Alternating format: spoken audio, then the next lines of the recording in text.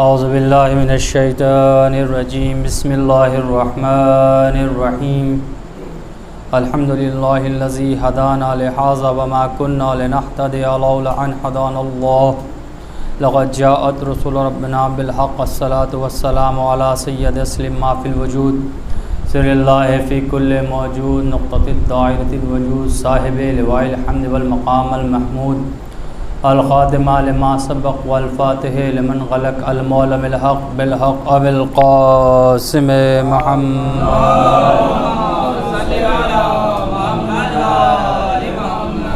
وآلہ الطیبین الطاہرین المعصومین المنتجبین المظلومین اما بعد فقد قال امام حسن علیہ السلام بسم اللہ الرحمن الرحیم البخیل من بخلا بالسلام صلوات بر محمد وآل محمد۔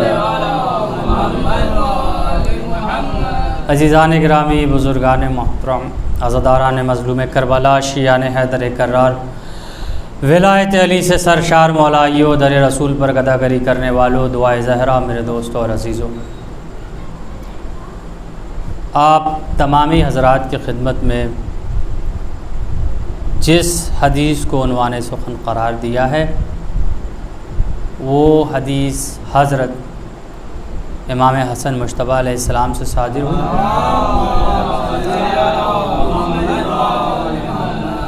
جس میں مولا فرماتے ہیں کہ کنجوسوں میں سب سے بڑا کنجوس کون ہے؟ جو سلام میں کنجوسی کرتا ہے۔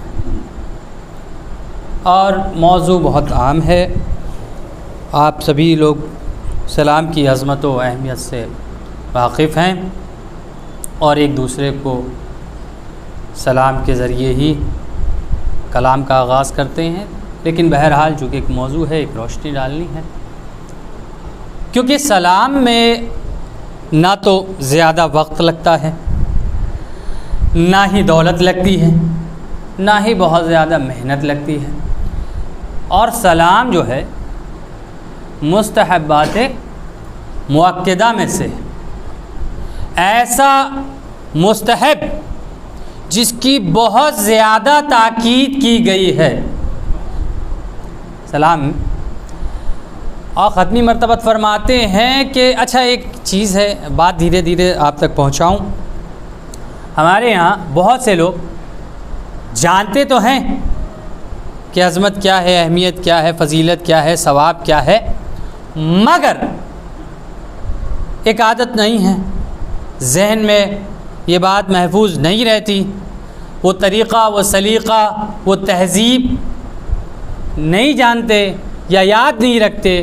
بہت سے لوگ کہتے ہیں کہ جب ایک دوسرے سے ملتے ہیں، بھائی کیا حال ہے، کیسے ہو، ایسے بازاروں میں جب ایک دوسرے سے رابطہ کرتے ہیں آمنے سامنے تو کہتے ہیں کہ سلام سے پہلے کہتے ہیں، سلام کیے بغیر کہتے ہیں کیا حال ہے بھائی، سب ٹھیک ہے۔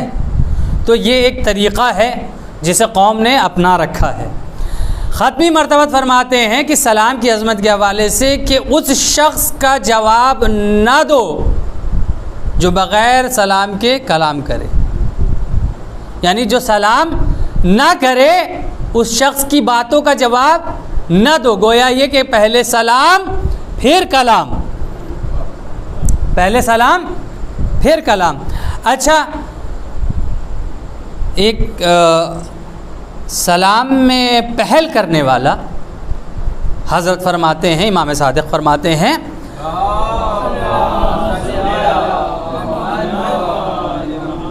باتوں کو بہت غور سے، حدیثوں کو جو ہے سنیے گا، اور آپ تک پہنچا رہا ہوں بات کو، آپ سبھی جانتے ہیں، بخوبی واقف ہیں، میں اپنی طرف سے ایک کوشش کرتا ہوں بات پہنچانے کی کہ حضرت فرماتے ہیں صادق آل محمد کے تہذیب سلام کے متعلق کہ جو چھوٹا جو ہے وہ بڑے کو سلام کرے، جو چل کر آ رہا ہے، جو پیادہ ہے وہ بیٹھے ہوئے کو سلام کرے، چھوٹی جماعت بڑی جماعت کو سلام کرے، چھوٹا بڑے کو سلام کرے، کم جماعت بڑی جماعت کو سلام کرے، جو چل رہا ہے وہ بیٹھے ہوئے کو سلام کرے۔ یہ طریقہ بتایا۔ معصوم نے یہ بھی فرمایا کہ بڑوں کا احترام چھوٹوں کو اس لیے کرنا چاہیے کیونکہ ان کے ثواب زیادہ ہیں، لیکن بڑوں کو چھوٹوں کا احترام اس لیے کرنا چاہیے کیونکہ ان کے گناہ کم ہیں۔ یہاں معصوم نے یہ فرما دیا کہ چھوٹا بڑے کو سلام کرے۔ حدیث ذہن میں رکھیے گا، یہ تہذیب ہے، چاہے آپ کچھ بھی ہوں یا کیسے بھی ہوں، آپ چھوٹے ہیں آپ بڑے کو سلام کریے، یہ امام فرما رہے ہیں، صادق آل محمد فرما رہے ہیں۔ اب جن بڑوں کی میں بات کر رہا ہوں جو سلام میں کوتاہی کرتے ہیں وہ عہدے میں بڑے ہوتے ہیں، وہ عہدے میں بڑے ہیں۔ بہت سے لوگوں کی ذہنیت یہ بن چکی ہے معاشرے میں کہ ہم بڑے ہیں تو ہم کیوں سلام کریں، ہم بڑے ہیں تو ہم کیوں سلام کریں۔ جیسے کوئی انجینئر ہے بہت بڑا، دبئی میں کام کرتا ہے، اس کی جاب ہے، بہت پیسہ ہے اس کے پاس، تو وہ کہتا ہے میں کیوں سلام کروں، وہ مجھ سے کمتر ہے پیسے میں، مال و دولت میں، ثروت میں، تو وہ مجھے سلام کرے، میں کیوں سلام کروں۔ کوئی ڈاکٹر ہے تو وہ کہے گا کہ میں کیوں سلام کروں، کوئی عالم ہے، کوئی خطیب ہے، کوئی ذاکر ہے، وہ کہے گا میں کیوں سلام کروں، وہ مجھے سلام کرے۔ تو وہ کوشش یہ کرے گا کہ جب تک وہ سلام نہ کر لے تب تک بچوں۔ ہاں، تو یعنی ایک ذہنیت یہ بن چکی ہے کہ جو بڑا ہوگا وہ سلام نہیں کرے گا۔ وہ عہدے کی بڑے کی بات کر رہا ہوں، بزرگ موجود ہیں یہاں پر، ان سے میں نے سیکھا ہے، انہی سے تہذیب سیکھی ہے اور انہی سے سلیقہ و طریقہ سیکھا ہے، اور صادق آل محمد کی حدیث بھی آپ کے سامنے پیش کر دی کہ چھوٹا بڑے کو سلام کرے۔ لیکن یہاں جن بڑوں کی بات میں کر رہا ہوں وہ عہدے میں بڑے ہو، جو عہدے میں بڑے ہیں کہ بھائی میں بڑا ہوں، میں انجینئر ہوں، میں چیئرمین ہوں، میں ڈاکٹر ہوں، میں خطیب ہوں، میں عالم ہوں، میں ذاکر ہوں، میں مفسر ہوں، میں مبلغ ہوں، میں کیوں سلام کروں، وہ مجھے سلام کرے۔ پوری توجہ، وہ مجھے سلام کرے، میں کیوں سلام کروں۔ تو بھائی مولا فرماتے ہیں کہ وہی صادق آل محمد فرماتے ہیں، حضرت امام جعفر صادق علیہ السلام فرماتے ہیں، ایک مرتبہ اور صلوات پڑھے محمد و آل محمد، کہ جو تم کو سلام کرے اور کہے السلام علیکم، اس کو 10 نیکیوں کا ثواب، جو تم کو کہے السلام علیکم ورحمۃ اللہ، اسے 20 نیکیوں کا ثواب، جو تم کو کہے السلام علیکم ورحمۃ اللہ وبرکاتہ، اس کو 30 نیکیوں کا ثواب۔ اس کے علاوہ کتابوں میں یہ وارد ہے سلام کی عظمت، جو شریعت کی کتابیں کہ سلام میں پہل کرنے والے کا ثواب زیادہ ہے۔ پھر مولا فرماتے ہیں کہ سلام کرنے میں جو پہل کرتا ہے وہ خدا اور رسول کے زیادہ نزدیک ہے۔ بہت غور سے سنیے گا، خدا اور رسول کے زیادہ نزدیک کون ہے؟ جو سلام میں پہل کر رہا ہے، یعنی اس کا مقام اس سے بلند ہوگا، اور ثواب بھی زیادہ ہے۔ جواب واجب ہے تو واجب والا ثواب، لیکن جو سلام کر رہا ہے اس کا ثواب بھی زیادہ ہے۔ امام نے فرمایا 10 نیکیاں، پھر فرمایا اس طریقے کرو گے تو 20 نیکیاں، پھر فرمایا اس طریقے سے کرو گے تو 30 نیکیاں۔ تو بڑا کون ہو رہا ہے؟ سلام کرنے والا بڑا ہو رہا ہے۔ آپ یہ سوچ رہے ہیں کہ میں عہدے میں بڑا ہوں، میں کیوں سلام کروں، نظروں کو جھکا لیں گے کہ اس سے پہلے کہ میں اسے دیکھوں وہ مجھے دیکھے، وہ مجھے سلام کرے اور میں جواب دوں۔ آپ یہاں سمجھتے کہ آپ کی فضیلت بڑھ گئی، بھائی وہ خدا اور رسول کے زیادہ قریب ہو گیا جس نے پہل کی، تو بڑا وہ ہوا، آپ نہیں۔ ثواب اسے زیادہ ملا، بڑا وہ ہوا، آپ نہیں۔ لیکن اگر آپ عہدے میں، کسی فضیلت میں، عظمت میں خود کو بلندر سمجھ رہے ہیں تو یہ بات یاد رکھیے گا کہ آپ کتنے بھی بڑے ہو جائیں رسول سے بڑے نہیں ہیں۔ بھائی رسول بچوں تک کو سلام کر رہے ہیں، صلوات پڑھے محمد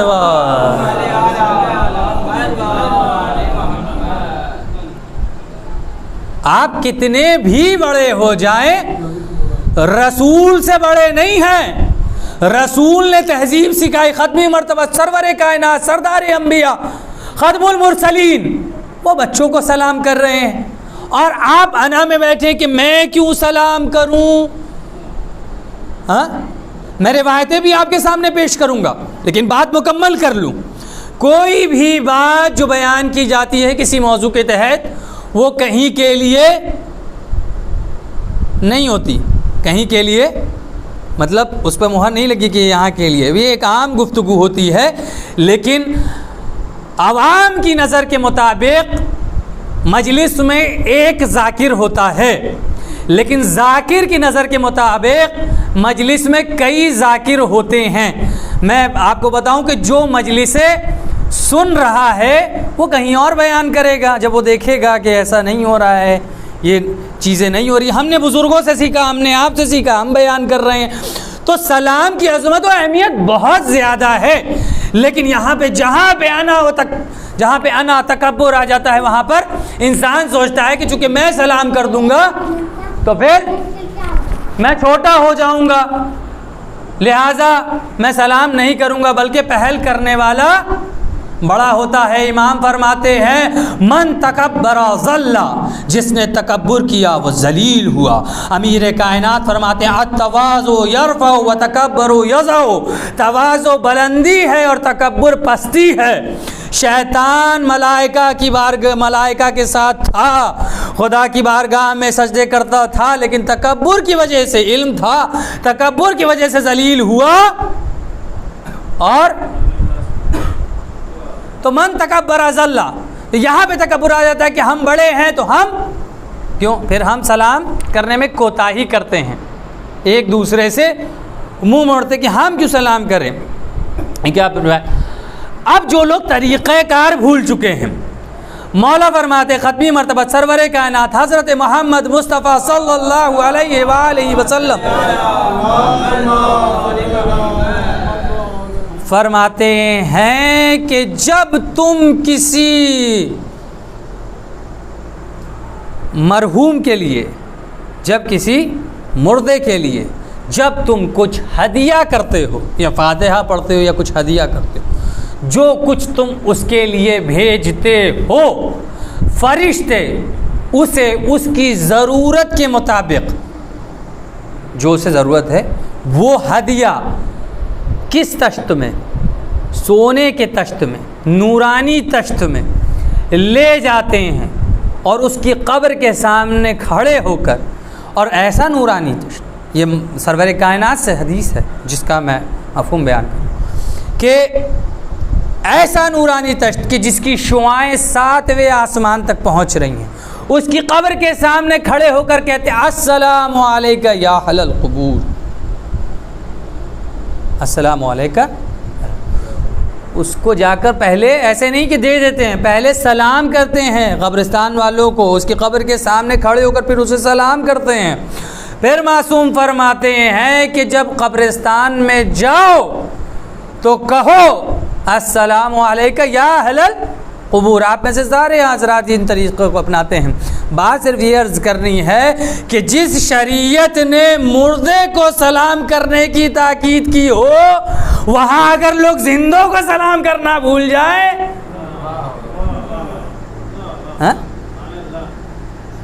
کیوں سلام؟ تو سلام کے ثواب بہت زیادہ ہیں، سلام کی عظمت بہت زیادہ ہے، لیکن جواب بھی ویسا ہی ہونا چاہیے، اور الفاظ کا تعین بھی صحیح ہونا چاہیے کہ کیا کہہ رہے ہیں۔ ایک صاحب پڑھ رہے تھے، یہ میرا جملہ نہیں ہے، ایک صاحب مولانا حضرت پڑھ رہے تھے، یہ سلام کی تلفظ کے حوالے سے انہوں نے، میں نے ایک چھوٹا سا ان کا بیان سنا تھا، تو انہوں نے کہا کہ سلام کی تلفظ کے حوالے سے انہوں نے کہا کہ ہاں السلام علیکم یہ صحیح تلفظ ہے، السلام علیکم، السلام علیکم، السلام علیکم، یہ صاف صاف جو ہے، کیونکہ عربی بہت کمزور ہے، بہت مضبوط بھی ہے، بہت کمزور بھی ہے، تو انہوں نے کہا کہ جو لوگ صحیح تلفظ نہیں کرتے وہ کہتے ہیں السلام علیکم، یعنی تم برباد ہو جاؤ۔ تو انہوں نے کہا کہ اگلا تو اس سے بھی زیادہ تھا، اس نے کہا والسلام، ہم کیوں برباد ہوں، تم بھی برباد ہو جاؤ۔ ہاں، تو آپ سلامتی کی دعا دے رہے ہیں تو تلفظ بھی صحیح ہونا چاہیے، الفاظ کا تعین بھی صحیح ہونا چاہیے کہ کیا کہہ رہے ہیں۔ تو بہرحال اب قرآن کیا کہہ رہا ہے کہ جو سلام کر رہا ہے، سورہ نساء کی آیت نمبر 86 کہہ رہی ہے کہ جو تمہیں سلام کرے اسے اس کے مطابق اس سے بہتر جواب دو، اگر نہ دے سکتے ہو تو اس کے مطابق جواب دو جیسا اس نے سلام کیا ہے۔ اولاً یہ کہ بہتر جواب دو، سورہ نساء آیت نمبر 86، اولاً یہ کہ اس سے بہتر جواب دو، اگر نہ دے سکو تو ایسا جواب دو کہ جیسا اس کے مطابق جواب دو۔ یاد رکھو خدا ہر چیز کا حساب رکھنے والا ہے، اور سلام کے لیے اتنی تاکید ہے کہ سلام کے لیے پہل کرنے کے لیے تاکید ہے، لیکن جو نماز میں نماز پڑھ رہا ہے اس کے لیے نہیں ہے۔ لیکن اگر کسی نے سلام کر دیا تو سلام ایک ایسی شے ہے، سلام ایک ایسی چیز ہے، سلام ایک ایسا قانون ہے شریعت کا کہ سلام کا جواب نماز میں بھی واجب ہے، لیکن ویسا ہی کہ جیسا اس نے کیا ہے۔ یعنی اگر باہر کوئی کہے کہ السلام علیکم تو آپ کہیں گے وعلیکم السلام، لیکن اگر نماز کی حالت میں کوئی کہے السلام علیکم تو آپ کہیں السلام علیکم، یعنی جیسا وہ کہے ویسا اسے جواب دینا ہے۔ تو یہ ہے سلام کی عظمت، یہ ہے سلام کی اہمیت، جسے لوگ بھول چکے۔ یہ ہماری تہذیب کا ایک حصہ تھا، یہ ایک شریعت کا اصول ہے کہ لوگوں کو تہنیت کیسے دی جاتی ہے، لوگوں کو مبارکباد کیسی دی جاتی ہے، لوگوں کو سلام کو جنت کی تہنیت و امنیت جانا گیا ہے۔ اب جب آپ اٹھتے ہیں، اب میں آگے اپنی بات کی طرف، جب آپ اٹھتے ہیں تو آپ جو ہے سب سے پہلے کسے سلام کرتے ہیں؟ جب آپ فجر کی نماز کے لیے اٹھتے ہیں تو آپ سلام کسے کرتے ہیں؟ آپ کہتے ہیں السلام علیکم یا حجت القائم،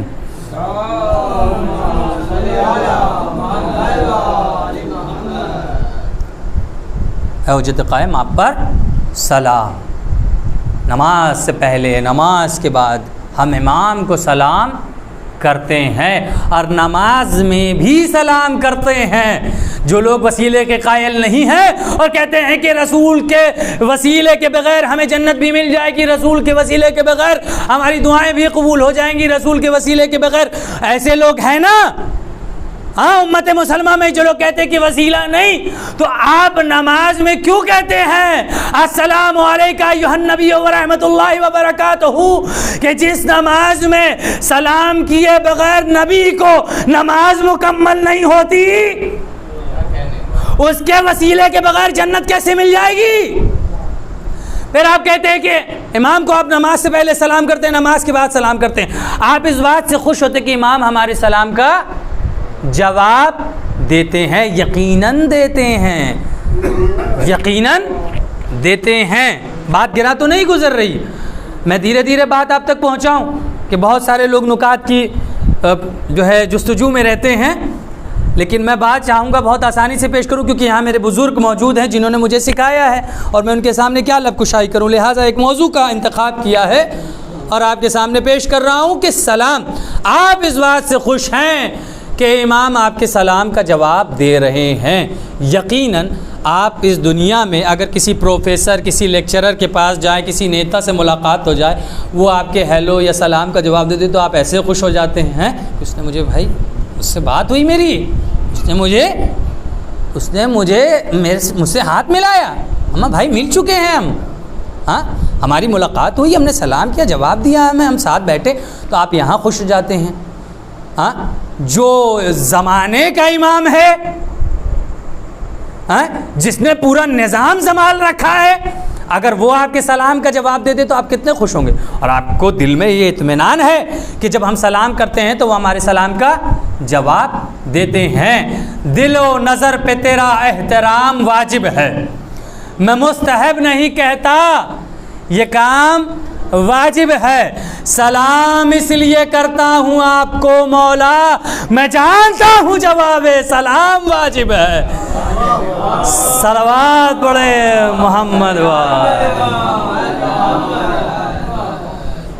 میں جانتا ہوں جواب سلام واجب ہے۔ بس یہاں پر جو ہے ایک خوشی بھی ہے، اور یہیں پر انسان مطمئن ہو جاتا ہے، مجلسوں میں بھی انسان یہیں مطمئن ہو جاتا ہے کہ بھائی مجلس کر لی ہے، حدیث ہے مولا کی، بالکل صاف حدیث ہے کہ جو روئے رلائے یا رونے جیسی صورت بنا اس پر جنت واجب ہے۔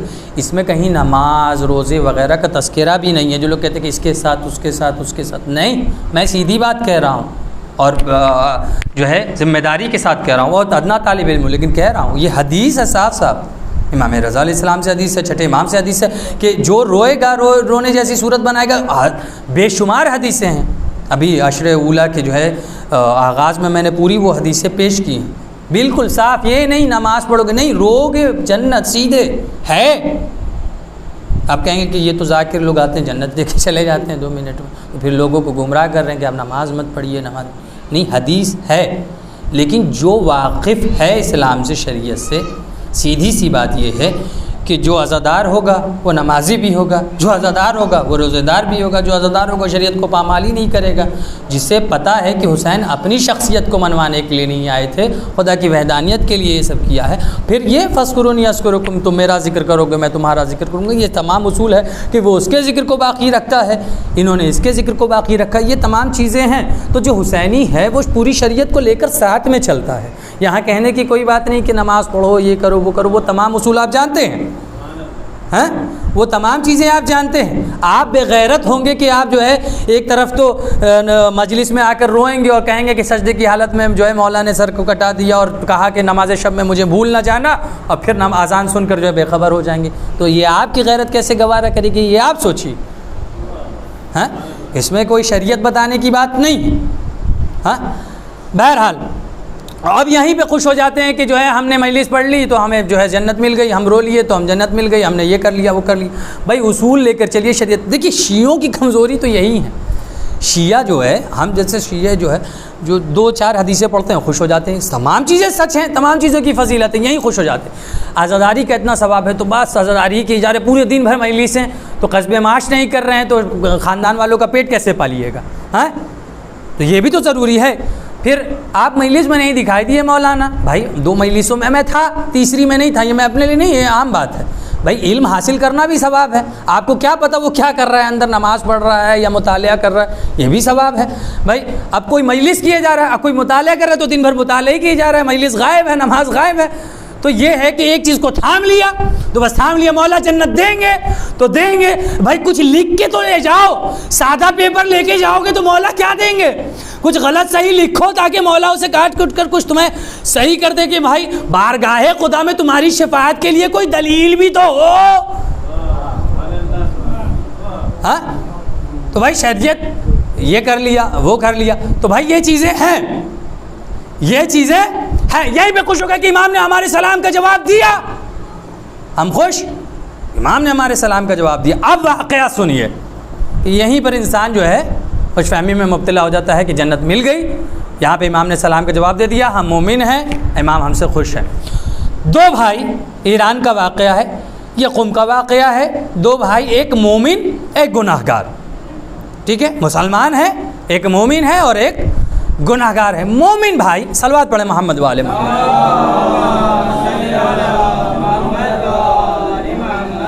دیکھیے بعض دفعہ مجلسوں کا مزاج ایسا ہوتا ہے کہ مجھے خود لگنے لگتا ہے کہ بہت زیادہ وقت ہو گیا، لیکن ایسا نہیں ہے۔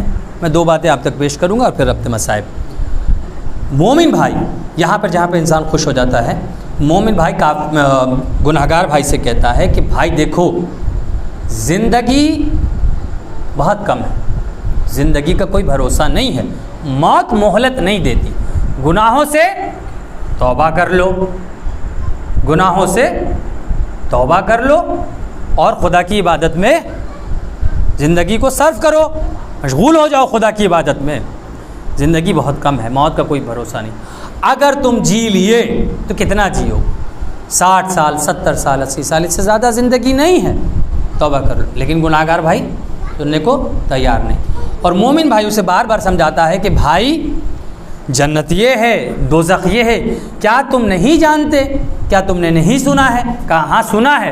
تو کہا پھر گناہوں سے توبہ کیوں نہیں کرتے، استغفار کیوں نہیں کرتے؟ کیا پتہ موت کب آ جائے؟ بھائی میرے یہ یاد رکھنا کہ موت کا لمحہ بہت سخت ہوتا ہے۔ میں نے حدیثوں میں سنا ہے کہ موت کا لمحہ ایسا ہوتا ہے کہ جیسے کوئی ریشمی کپڑے کو کانٹے دار درخت پر مارتا ہے اور پھر اسے کھینچتا ہے تو کیسے وہ ریشمی کپڑا تار تار ہو جاتا ہے۔ موت کا لمحہ بہت سخت ہوتا ہے، اے میرے بھائی جب تک زندگی نے مہلت دی ہے توبہ کر لو، یہ اسے سمجھاتا رہتا ہے۔ بھائی کہتا ہے کہ ٹھیک ہے۔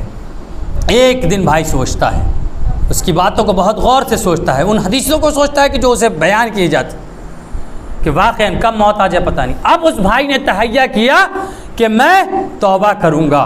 وہ اپنے مومن بھائی کے پاس آتا ہے اور آنے کے بعد کہتا ہے میرے بھائی میں نے یہ ارادہ کر لیا ہے مکمل طور پہ کہ میں توبہ کروں گا، میں بارگاہ خدا میں استغفار کروں گا اور خدا سے مغفرت طلب کروں گا، کوئی مجھے طریقہ بتاؤ۔ کہا کیا تم نے معصوم سے نہیں سنا؟ معصوم کی حدیث ہے کہ جب بھی کوئی بارگاہ خدا میں توبہ کرنا چاہے، اپنے گناہوں کی تلافی کرنا چاہے، استغفار کرنا چاہے تو ہمیں وسیلہ بنائے اور ہمارے وسیلے سے ان سے دعا کرے۔ تو کہا بھائی کیا کروں؟ کہا کہ ان کے روضے پہ جاؤ، انہیں وسیلہ بناؤ اور ان کے وسیلے سے مغفرت طلب کرو۔ اب بھائی کہتا ہے کہ بھائی اتنا تو پیسہ نہیں ہے کہ معصوم کے روضے پہ جائیں، رسول کے روضے پہ جائیں، مدینے جائیں۔ اب یہ واقعہ چونکہ ایران کا ہے اور مدینہ بہرحال قیمت رکھتا ہے، اس نے کہا اتنی قیمت تو نہیں ہے کہ وہاں تک جائیں۔ تو کہا کہ اچھا کیا تم نے یہ حدیث نہیں سنی پھر کہ اولنا محمد، اوسطنا محمد، آخرنا محمد، کلنا محمد، ہم سب کے سب محمد ہیں۔ اگر ایک محمد کے در تک نہیں پہنچ سکتے تو کسی بھی محمد کے در پہ چلے جاؤ، وہاں جا کر توبہ استغفار کر لو، ان کا وسیلہ بنا لو۔ کہا ٹھیک ہے۔ اب انہوں نے تہیہ کیا کہ ہم مشہد جائیں گے، حضرت امام رضا علیہ السلام کے روضے پہ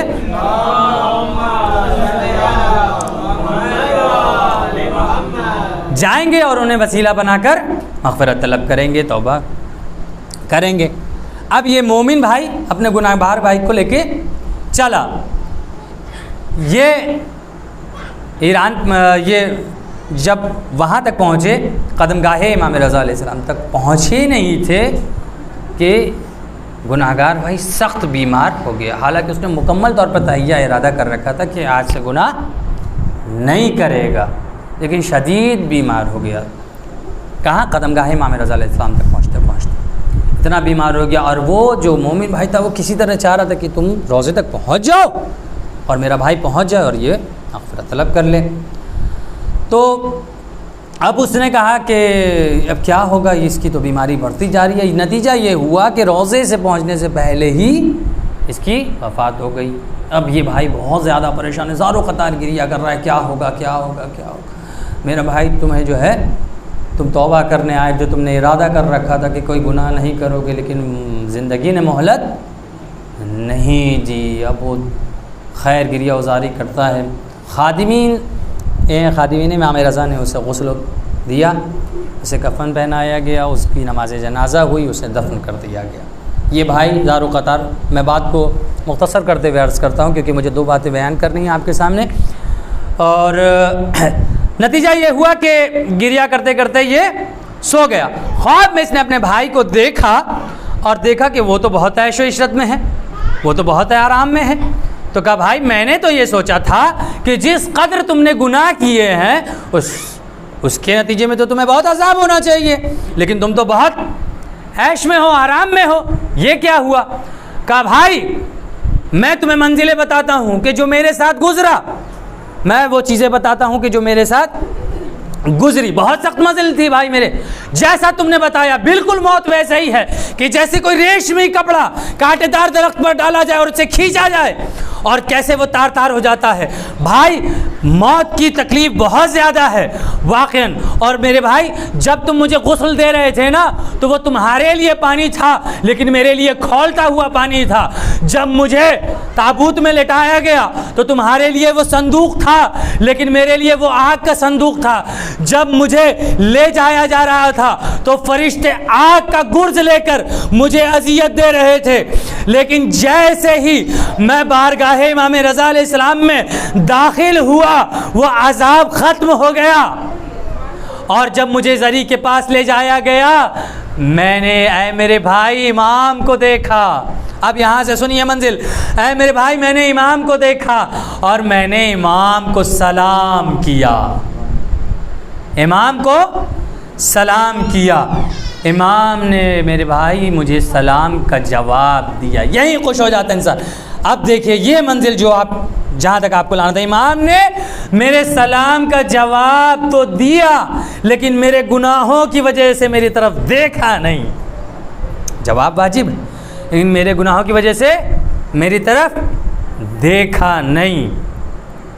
اور پھر مجھے لے جایا جا رہا تھا واپس، تو میں یہ سوچ رہا تھا کہ میرے بھائی کہ جو عذاب مجھ پر ہو رہا تھا میں پھر امام کے روضے سے باہر جاؤں گا، پھر وہی عذاب مجھ پر دوبارہ شروع ہو جائے گا۔ تبھی میں نے ناگاہ دیکھا کہ ایک مرد بزرگ کہ جس کی ریش مبارک سفید ہے وہ مجھ سے کہتا ہے کہ اگر بخشش چاہتے ہو تو امام کو ان کی جدہ کی ٹوٹی ہوئی پسلیوں کا واسطہ دو، تو امام تمہاری بات ضرور سنیں گے۔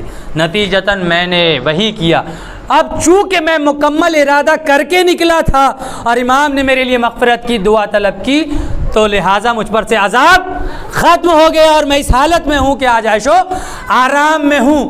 بس اس سے ہمیں یہ درس ملا کہ ہاں انسان یہی خوش ہو جاتا ہے کہ امام کو سلام کیا ہے اور امام نے ہمارے سلام کا جواب دیا ہے، انشاءاللہ امام ہماری بخشش کروائیں گے۔ ارے اپنے اعمال کو ایسا بناؤ کہ امام سلام کا جواب بھی دے اور تمہاری طرف نظر بھی کرے۔ ایسا نہ ہو کہ تمہارے گناہوں کی وجہ سے امام تم سے نظر موڑ لے۔ کردار ایسا ہونا چاہیے کہ خود امام بڑھ کر تمہارا استقبال کریں۔ صلوات پڑھیں محمد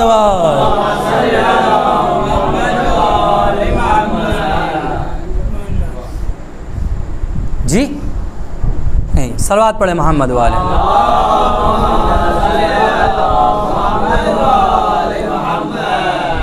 امام خود بڑھ کر کردار اور عقیدت ہارون مکی جیسی ہونی چاہیے، ایسی نہیں جو امام سے آگے کہے امام قیام کریے ہم تیار ہیں، امام قیام کریے ہم تیار۔ امام نے کہا تنور میں کودو، مولا جل جاؤں گا،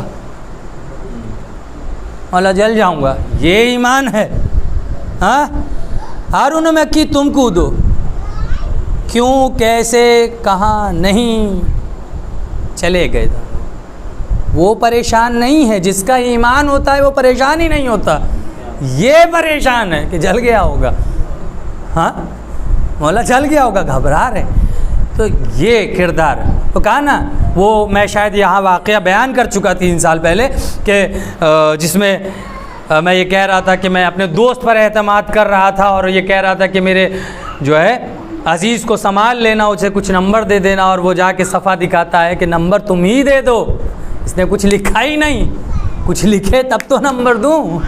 ہاں تو امام نے کیا فرمایا کہ برزخ کی تیاری تم کر کے آؤ، آخرت ہمارے حوالے، آپ برزخ کے لائق ہی نہیں بنے اور خواہش جنت و کوثر کی ہیں، ہاں قبر کے عذاب سے تو بچ لیجئے۔ ہاں لیکن بہرحال بات سلام کی ہے۔ اب سلام میں آنا، اور میں نے یہ بتا دیا کہ امام کو سلام کیسے کیا جاتا ہے۔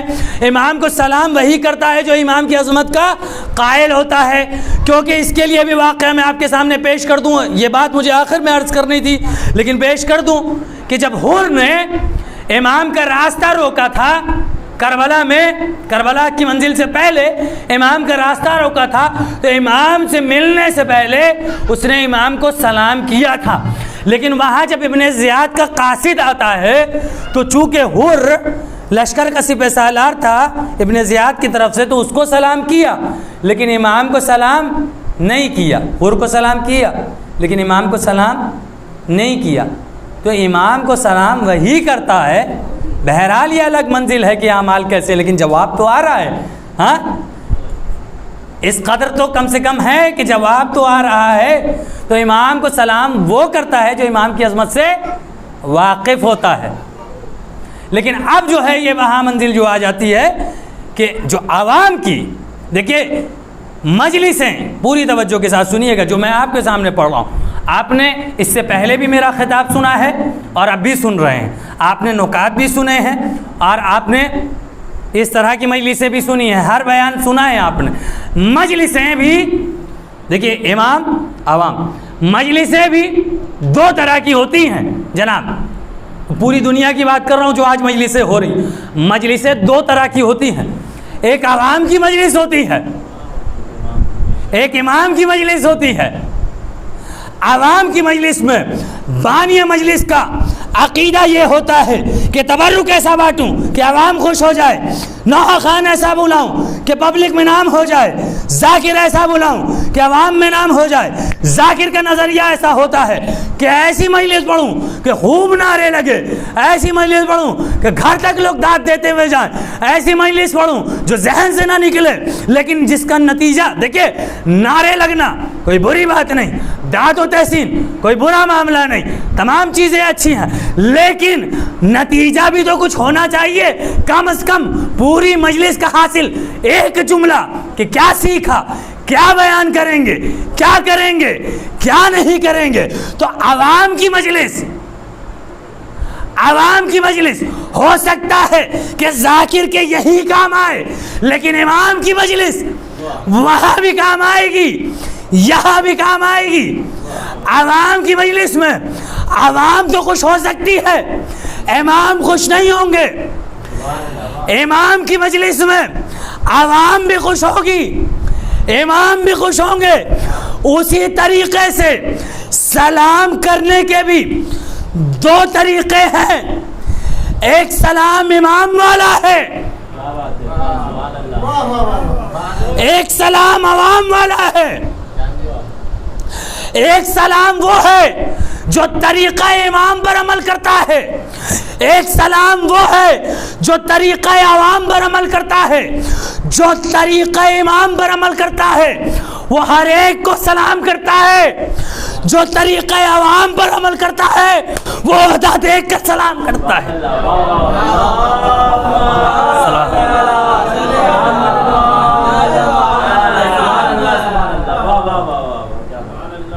وہ عہدہ دیکھ کر سلام کرتا ہے۔ جج صاحب ہیں، ارے کیا بات ہے، السلام علیکم، کیسے ہیں، خیریت سے؟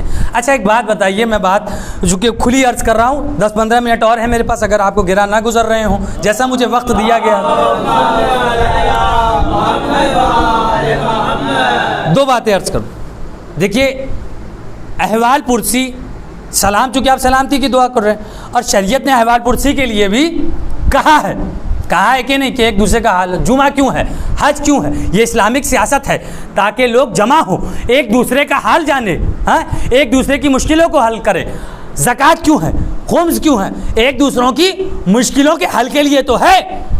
لیکن آپ جب امیروں سے صرف احوال پرسی کرتے ہیں، السلام علیکم، کیسے ہیں جناب، اچھا بہت بڑے خطیب ہیں اور کروڑپتی بھی ہیں پلس، یہ بھی بات ہے، تو کیسے ہیں جناب، ٹھیک ہیں جج صاحب، السلام علیکم جناب، کیسے ہیں، ٹھیک ہے، اچھا وہ بھی جواب اسی کا دیتا ہے۔ یہ سب کی بات نہیں ہے، جو مغرور لوگ ہیں ان کی بات ہے، کیونکہ دیکھیے عوام میں، ہماری قوم میں جو بہت سارے لوگ عمرہ ہیں جن کے پاس پیسہ ہے، انہی کی وجہ سے کئی غریبوں کی شادیاں ہو رہی ہیں، انہی کی وجہ سے جو ہے روزے بن رہے ہیں، انہی کی وجہ سے قبرستان بن رہا ہے، بات بری نہیں۔ جو عہدے دار مغرور لوگ ہیں اور پیسے کی جنہیں گرمی ہے، یہی جملہ کہتے ہیں، دیکھیے برا نہیں مانیے گا، یہ جملہ ہے کہ گرمی ہے، تو وہ جواب بھی اس کو دیتے ہیں کہ جو ان کے لیول کا ہو۔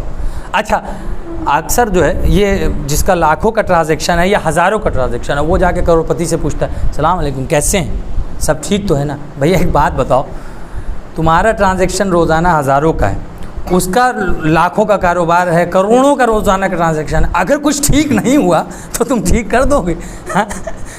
کر سکتے ہو؟ تو اگر سلام کی تم کو سلام کی عظمت جاننا چاہتے ہو کہ بھائی ہم عظمت کے لیے عوام کا سلام، امام کا سلام، ٹھیک ہے، ایک خوشنودی خدا کے لیے ہوتا ہے، خوشنودی امام کے لیے ہوتا ہے، طریقہ امام پہ عمل کرتا ہے، ایک طریقہ امام پر کہ صرف وہ عہدہ دیکھ کر ہی سلام کرتا ہے اور وہ جواب بھی اسی کو دیتا ہے جو اس کے لیول کا ہو۔ تو بھائی کہتے کہ السلام علیکم کیسے ہیں، اگر بھائی ہم نے، آپ انہیں کیوں سلام کیا، اسے کیوں نہیں کیا؟ مجلسوں میں بہت سارے لوگ آتے ہیں، کسی کی حالت بہت اچھی ہے، کسی کی خراب ہے، کوئی ایسے ہی چلا آیا، کوئی پھٹا، تو آپ جو ہے عہدہ دیکھ کر سلام کر رہے ہیں، تو آپ نے سلام کیا، بھائی آپ غلط سمجھ رہے ہیں، آپ غلط سمجھ رہے ہیں، ہم نے عہدہ دیکھ کر سلام نہیں کیا ہے، ہم نے سلام اس لیے کیا ہے کیونکہ سلام کرنے کا ثواب زیادہ ہے، اور شریعت میں ہے کہ ایک دوسرے کا احوال جانیے، ہمیں کیا مطلب اس سے کہ وہ کیا ہے اور کیا نہیں ہے، لیکن ہم نے سلام اس لیے کیا ہے کیونکہ سلام میں ثواب زیادہ ہے۔ بھائی اگر تمہیں یہی تو فرق ہے عوامی سلام میں اور امامی سلام میں، بھائی اگر تمہیں ثواب زیادہ حاصل کرنا تھا اور طریقے پہ عمل کر رہے تھے اور شریعت پہ عمل کر رہے تھے تو اسے بھی سلام کرو نا، کہ جو پھٹے حال مجلس میں آیا ہے ہاں غریبوں کو بھی سلام کرو نا، یا صرف سلام امیروں کے لیے بنا ہے، غریبوں کے لیے نہیں؟ یہ ہے کہ لوگ عہدہ دیکھ کر سلام کرتے ہیں، یہ مطلبی سلام۔ کوئی بھی چیز، چاہے وہ نماز ہو، روزہ ہو، حج ہو، زکوٰۃ ہو، وہ چیزیں جو ریاکاری میں مبتلا کرتی ہیں وہ قابل قبول نہیں ہیں۔ یہ تمہارے لیے ہے۔ جو مجلس صرف لفافے کے لیے ہوگی، ہاں وہ مجلس تو یہیں تک ہے نا، کیونکہ یہ محدود کر دیا۔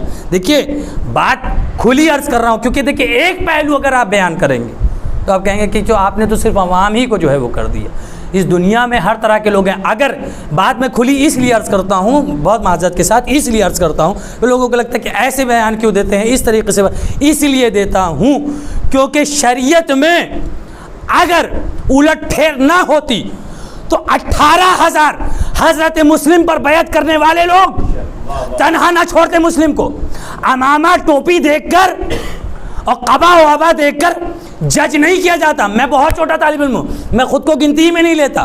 شریعت میں لوگ ہیں، عوام میں بھی ہیں اور مولوی کی صورت میں بھی ہیں، چاہے وہ کسی بھی فرقے کا ہو، جو عوام میں افراتفری پھیلا رہا ہے۔ وہ کہتا ہے اسے خون حسین کے تاجر ہیں کہ اگر کسی نے ایک بات طے کر لی ہے، بھائی آپ جانتے ہیں خون حسین کا تاجر کون ہوتا ہے؟ خون حسین کا تاجر ابن زیاد ہے۔ آپ ہر کسی کو خون حسین کا تاجر کر رہے ہیں، دو چیزیں دے کے۔ بہرحال بات کہیں سے کہیں نکل جائے گی۔ تو سلام عوامی اور امامی، کوئی بھی چیز جو ایک عوامی ہوتی ہے اور ایک امامی ہوتی ہے، سلام کرنے کے جو طریقے ہیں، اور یہ آخری بات ہے میری اور اس کے بعد ربط مسائل۔ ایک صلوات پڑھیں محمد والے محمد۔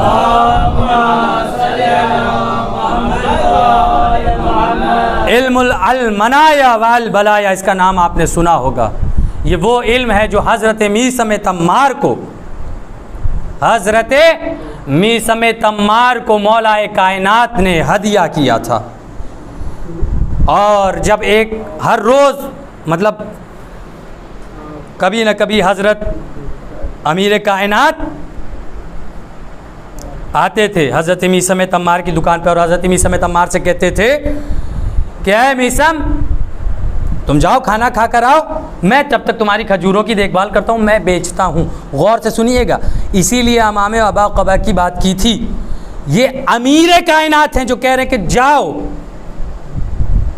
جاؤ اور تم کھانا کھا لو، میں کھجوریں بیچوں گا۔ حاکم کوفہ، امیر کائنات، مولائے کائنات، آپ مجھ سے کہیے ذرا سا یہ کچھ کر دیجئے، میں قبا صحیح کرنے لگوں گا اپنی۔ میں کیوں کروں؟ بات یہی تو ہو رہی تھی عہدے کی، ہاں، کہ امیر کائنات بیٹھے ہیں اور کہتے ہیں اے میثم جاؤ۔ میثم گئے، اور میثم جانے کے بعد کہتے ہیں آتے ہیں۔ ایک روز ایسا ہی ہوا کہ ایک فقیر آیا، اس نے راہ خدا میں مولا کائنات سے کچھ مانگا، اور مولا کائنات نے اسے ہدیے میں تمام کھجوریں اسے دے دی راہ خدا میں۔ حضرت میثم آئے اور حضرت میثم نے کہا، سوچا کہ تمام کھجوریں بک گئی ہیں، تو بہت خوش۔ اب وہ کہتے ہیں یا میرے کائنات تمام کھجوریں بک گئی؟ کہا نہیں، بکی نہیں۔ ایک فقیر آیا تھا، اس نے راہ خدا میں مجھ سے کچھ مانگا اور میں نے وہ تمام کھجوریں اسے دے دی، تمام کھجوریں اسے دے دی۔ ہم جیسا انسان ہوتا تو پتہ ہے کیا کہتا؟ مولا بہت قیمتی تھی، پیسے لگے تھے، ہاں پیسے دے دیجئے۔ لیکن یہ حضرت میثم تمار ہیں، صحابی امیر کائنات، شاگرد مولائے کائنات۔ انہوں نے کہا اگر آپ نے اسے راہ خدا میں اس فقیر کو کچھ دیا ہے تو اس فقیر کو بھی کچھ دیجئے۔ اب امام نے اپنا ہاتھ رکھا حضرت میثم تمار کے سینے پہ، اور ان کا سینہ علم المنایا والبلایا سے بھر گیا، جس میں انسان مستقبل کی باتوں کو یاد رکھ سکتا ہے، جان سکتا ہے کہ کیا ہونے والا ہے۔ اور یہی کوفہ تھا۔ ایک دن ادھر سے حضرت، دیکھیے سلام جب کرتا ہے ایک دوسرے کو انسان تو کیسے کرنا چاہیے، دل میں کوئی کینہ نہیں، کوئی بغض نہیں، کوئی حسد نہیں۔ ایک قدم تم بڑھو، ایک قدم ہم بڑھیں گے، ایک نظر تمہاری اٹھے گی، ایک نظر ہماری اٹھے گی، ایک ہاتھ تمہارا بڑھے گا، ایک ہاتھ ہمارا بڑھے گا۔ حضرت میثم تمار بازار کوفہ میں ہے، ادھر سے حبیب ابن مظاہر نے حضرت میثم تمار کو دیکھا، حضرت میثم تمار نے حضرت حبیب ابن مظاہر کو دیکھا، 2 قدم حبیب ابن مظاہر بڑھے، 2 قدم حضرت میثم تمار بڑھے، حضرت میثم تمار نے کہا سلام ہو اس پر کہ جو راہ خدا میں، جو نواسۂ رسول کی نصرت میں قتل کیا جائے گا، سلام ہو اس شخص پر جو نواسۂ رسول کی نصرت میں قتل کیا جائے گا۔ تو حبیب ابن مظاہر نے بڑھ کے کہا اس پر بھی سلام ہو کہ جو علی کے عشق میں دار پہ لٹکایا جائے گا۔ میثم تمار کو تو علم مولا کائنات نے دیا تھا۔ حضرت میثم تمار تعجب میں، تمہیں یہ کیسے پتا؟ یہ تو میرے مولا نے فرمایا تھا مجھ سے کہ ایک دن ہے میثم تمہیں دار پہ لٹکایا جائے گا، تمہیں یہ علم کہاں سے ملا؟ کہا تمہیں کہاں سے ملا؟ کہا مجھے تو مولا کائنات نے دیا۔ حبیب ابن مظاہر مسکرائے اور کہا اے میثم، تمہارے اور میرے علم کا سر چشمہ ایک ہی ہے، فرق یہ ہے کہ تم نے امیر کائنات حضرت علی سے حاصل کیا، میں نے سردار جنت حسین ابن علی سے حاصل کیا۔ صلوات پڑھے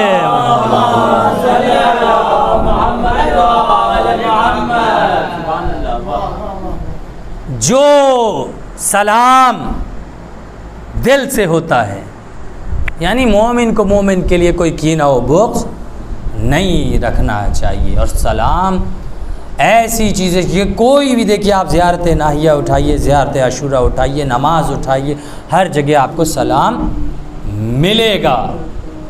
سلام سے اول تا آخر کوئی چیز خالی نہیں ہے۔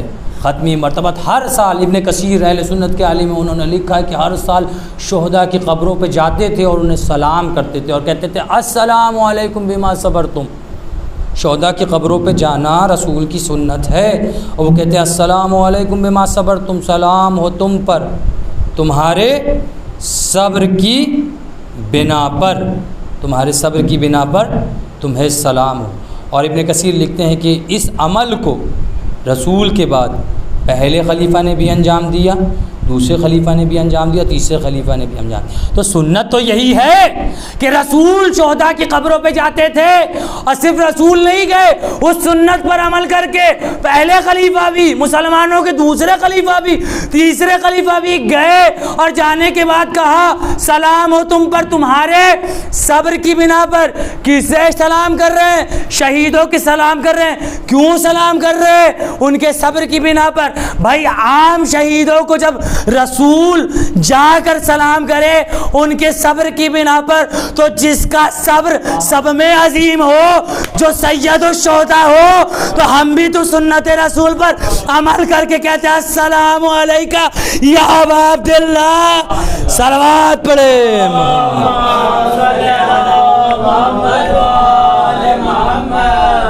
تو عزیزان گرامی، سلام کی عظمت یہ ہے۔ بات ختم ہوئی۔ میری وہ سلام جو امام نے ہمیں بھیجا ہے، ہم امام کو ہمیشہ سلام بھیجتے ہیں۔ ایک سلام کربلا کا سلام، میں نے بتایا نا کہ واقعہ شروع ہونے سے پہلے حر کو عظمت کا اندازہ تھا۔ حر جانتا تھا کہ امام کون ہے۔ حر غلط لشکر میں تھا، حر غلط تھا نہیں، غلط لشکر میں تھا۔ دونوں میں بہت فرق ہے۔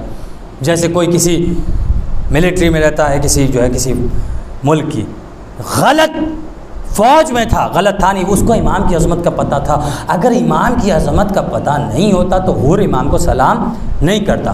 دوسری بات، امام نے جب جماعت شروع کی تھی، جب حر کو پانی پلایا اور جب جماعت کھڑی کی، تو حر نے چاہا کہ میں نماز پڑھ لوں، لیکن حر نے دیکھا کہ جب جماعت کھڑی ہے تو جب امام پڑھا رہے ہیں تو میں فرادہ نماز نہیں پڑھوں گا۔ حر نے امام کے پیچھے نماز پڑھی، تو حر کو اندازہ تھا۔ تیسری منزل یہ ہے کہ جب امام نے کہا تیری ماں تیرے غم میں بیٹھے، تو کہا کہ میں بھی آپ کی والدہ کے لیے کچھ کہہ سکتا تھا، لیکن آپ کی والدہ اگر حضرت زہرا نہ ہوتی، تو حر کو عظمت کا اندازہ تھا، اس لیے حر نے سلام کیا۔ ابن زیاد کے سپاہی نے سلام نہیں کیا۔ تو ایک امام نے لیکن جسے خود سلام بھیجا۔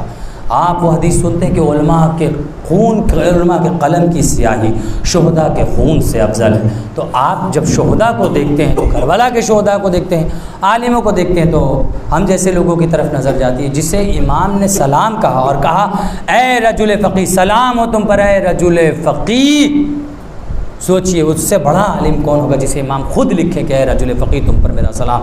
وہ حبیب ابن مظاہر جسے امام نے خود سلام بھیجا. اے حبیب ہم نرغہ اعلیٰ میں پھنس چکے ہیں, تمہارا دوست مصیبت میں پھنس چکا ہے,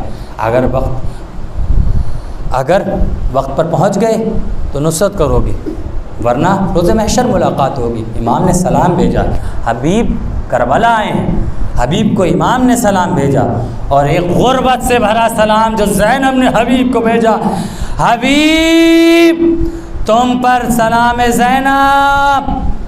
اللہ اکبر, حبیب کوئی نہیں آیا میرے بھائی کی نصرت کے لیے, تم آئے حبیب.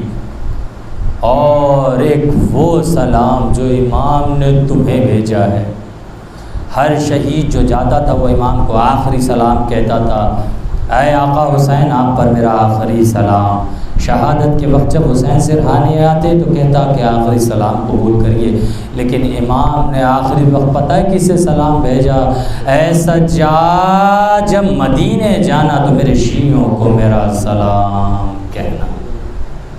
اللہ اکبر, امام نے ہر غربت میں تمہیں یاد رکھا, یہ کوئی چھوٹی بات نہیں ہے. پھر سے کہہ رہا ہوں, امام نے کہا اے سجاد جب مدینے جانا تو میرے شیعوں کو میرا سلام کہنا. یاد ہے تمہیں یہ سلام وہ سلام نہیں ہے کہ صرف مدینے کے لیے تھا, یہ سلام تمام شیعوں کے لیے تھا, قیامت تک کے لیے تمام شیعوں کے لیے تھا. اے میرے چاہنے والو, تم ہی تو میری سکینہ کا ماتم کرنے والے ہو, تم ہی تو عباس کا عالم اٹھانے والے ہو. میں جانتا ہوں کہ اگر تم میدان کربلا میں ہوتے تو میری نصرت کرتے. اے شیعو, امام نے تمہیں کہاں یاد کیا ہے شیعو, میں نے تمہیں اس وقت یاد کیا, ارے کاش تم ہوتے اور کربلا میں دیکھتے کہ میں اپنے ننھے بچے کے لیے کس طرح پانی مانگ رہا تھا. اللہ اکبر, امام نے تمہیں سلام بھیجا ہے, میرے شیعوں کو میرا سلام کہنا. جملے بڑے آسانی سے سن لیتے ہیں کیونکہ سنتے آ رہے ہیں, لیکن اگر غور و فکر کرے تو کلیجہ پھٹ جائے. سوچو اگر وہ منظر دیکھ لیتے کہ جب امام زخمی حالت میں آ کر سجاد سے کہہ رہے ہیں کہ میرے شیعوں کو میرا سلام کہنا. اللہ اکبر, میرے غم میں رونے والے, ہمارے شہیدوں کا ماتم کرنے والے, اور ایک وہ سلام ہے غربت سے بھرا جو امام زمانہ نے حسین کو کیا ہے. سلام اس پر کہ جسے رلا رلا کر مارا گیا.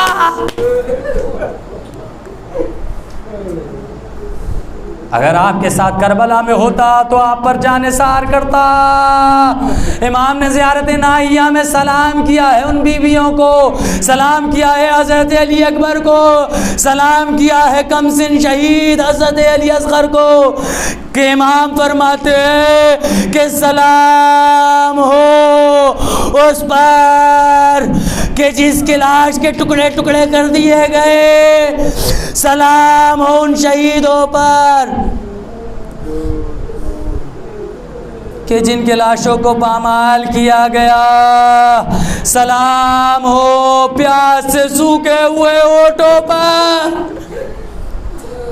سلام ہو اس پر کہ جس کی ریش مبارک خون سے تر تھی, سلام ان چہروں پر کہ دھوپ کی شدت سے جن کا رنگ بدلتا رہا, سلام ہو مسافروں میں سب سے بے کس مسافر پر, سلام ہو سب سے, ارے شہیدوں میں سب سے ارے پردر شہید پر.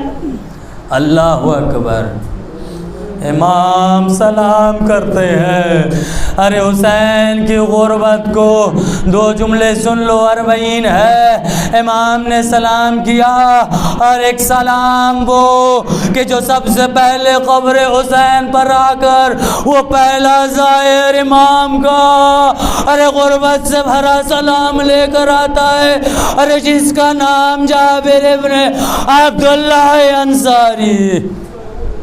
اللہ اکبر, وہ امام حسین کا امام کا ماتم کرنے کے لیے جمع ہونا. ارے شب 40 ہے, ارے لوٹ چکا قافلہ, لوٹ چکی ردا, ہو چکے اسیر, اب زندگی بھر ماتم ہی ماتم ہے. اللہ اکبر. ارے کوئی علی اکبر کی غربت پر پوری زندگی روئے گا تو کوئی قاسم کے ٹکڑوں کو یاد کر کے ماتم کرے گا.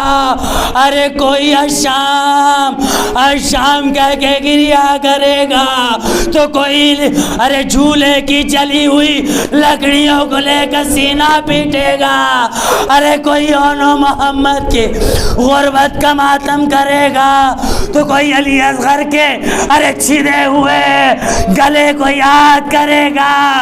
ارے کوئی یاد کرے گا ارے حسین کا وہ آخری وقت کہ جب حسین نے علی اصغر کے لیے پانی مانگا.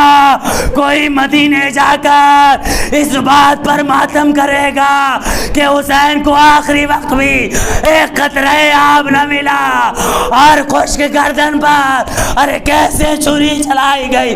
کوئی یاد کرے گا عباس کے کٹے ہوئے بازوؤں کو, کوئی یاد کرے گا ارے عباس کی زخمی آنکھوں کو, کوئی یاد کرے گا علی اکبر کا گھوڑے سے گرنا, کوئی یاد کرے گا ارے حسین کا سینے سے برچھی کا پھل نکالنا, کوئی یاد کرے گا اس غربت کو کہ جب اس عباس ارے زین سے زمین پر آئے تو ہاتھ زخمی تھے, ارے کٹے ہاتھوں سے کیسے سہارا لیتا. ارے زندگی بھر ان کی غربت کو سلام کرنے والوں, ارے زندگی بھر ماتم کرنے والوں, آؤ دیکھو ارے یہ شیعہ یہاں موجود ان کی غربت کو سلام کر رہے, ان کی یتیمی کا ماتم کر رہے, ان کی شہادت پر ہو رہے. آخری جملہ سن لو, آنکھوں کو آمادہ رکھو. عاشورہ سنو میں بتا رہا ہوں, عاشورہ قیامت کا دن تھا, شام غریبہ اس سے قیامت کے شب کہ جب زینب کا گھر لٹ گیا, لیکن تب لوگوں کو سیدانیوں کو ماتم نہیں کرنے دیا گیا. کسی کو تماچے مارے گئے, کسی کو تازیانے مارے گئے. آج وہ دن ہے کہ ہاتھ کھل گئے ہیں. کوئی رو لے, کوئی حسین کی غربت پہ رو لے, ارے کوئی علی اکبر کی جوانی پہ رو لے, ارے کوئی عباس کی شہادت پہ رو لے, لیکن ایک یتیمہ جسے رونے نہیں دیا گیا, اسے مہلت بھی نہیں ملی کہ وہ حسین کی. سنتے جاؤ, حسین کی غربت پہ رونے والوں بس جابر کا سلام. جابر نے کہا اپنے غلام سے کہ میں حسین کی زیارت کے لیے آیا ہوں, نابینا تھا, مجھے قبر حسین پہ لے چلو. غلام نے کہا کہ کیسے پتا کہ حسین کی قبر کہاں ہے؟ کہا تم مجھے لے چلو, میں حسین کی قبر کا پتہ لگاؤں گا, میں بتاؤں گا. کہا کیسے پتہ لگائیے گا آقا؟ غلام کہتا ہے, جابر ابن عبداللہ انصاری کہتے ہیں کہ مجھے یاد ہے کہ جب بھی میں حسین سے ملنے کے لیے جاتا تھا, امام حسین بڑھ کر مجھے گلے لگاتے تھے. ارے آج بھی حسین مجھے جواب دیں گے. ایک مرتبہ میدان کربل میں جابر کہتا ہے السلام علیکہ یا ابا عبداللہ. قبر حسین سے آواز آئی وعلیکم السلام. جابر زار و قطار گریا کرتے, بس آخری جملے سن لو. جابر زار و قطار گریا کرتے ہیں, اس قدر گریا کرتے ہیں کہ قبر حسین پر غش کھا کے گر جاتے ہیں. خواب میں دیکھا کہ حسین آئے ہیں, لیکن ایسی حالت ہے کہ چہرہ بھی زخمی ہے, ارے سینہ بھی زخمی, بازو بھی زخمی, ارے جسم میں کوئی ایسا حصہ نہیں جس پر زخم نہ لگا ہو, جو تلواروں سے کٹا نہ ہو, جو تیروں سے چھدا نہ ہو, جو برچھیوں سے زخمی نہ ہو. امام سے کہا جابر نے, مولا میں نے آپ کی غربت کے حوالے سے سنا تھا کہ آپ شہادت کے وقت بہت زخمی تھے, لیکن اتنا زخمی کہ آپ کے بدن کا کوئی حصہ زخم سے خالی نہیں. ہاں زدارو ایک جملہ سن لو, ارے کتنے زخمی تھا تمہارا حسین, ارے میرا مولا میرا آقا کتنا زخمی تھا.